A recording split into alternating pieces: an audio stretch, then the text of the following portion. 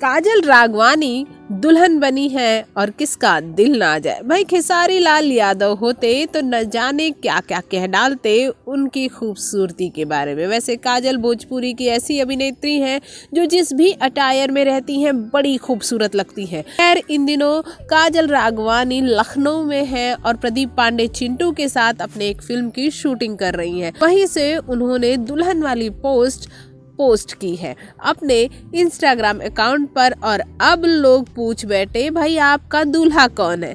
ऐसे में काजल राघवानी क्या जवाब देती। काजल ने कहा ये तो एक फिल्म की शूटिंग है और जिसके चलते मैंने ये गेटअप लिया हुआ है। वैसे भी काजल राघवानी के जितने भी फैंस हैं उन्हें दुल्हन बना देखना चाहते हैं और चाहते हैं काजल राघवानी जल्द से जल्द अपना घर खेसारी लाल यादव के साथ बसा ले। जी हाँ, कई मर्तबा खेसारी लाल यादव के साथ उन्हें जोड़ा जाता है और हर बार काजल राघवानी ये कहती हैं खेसारी उनके बहुत अच्छे दोस्त हैं, बहुत अच्छे को स्टार हैं, उससे ज़्यादा कुछ नहीं है। लेकिन फिर भी कोई नहीं मानने को तैयार होता है। सभी ये कहते हैं कि ये दोनों मेड फॉर ईच अदर लगते हैं, इनको शादी कर लेनी चाहिए।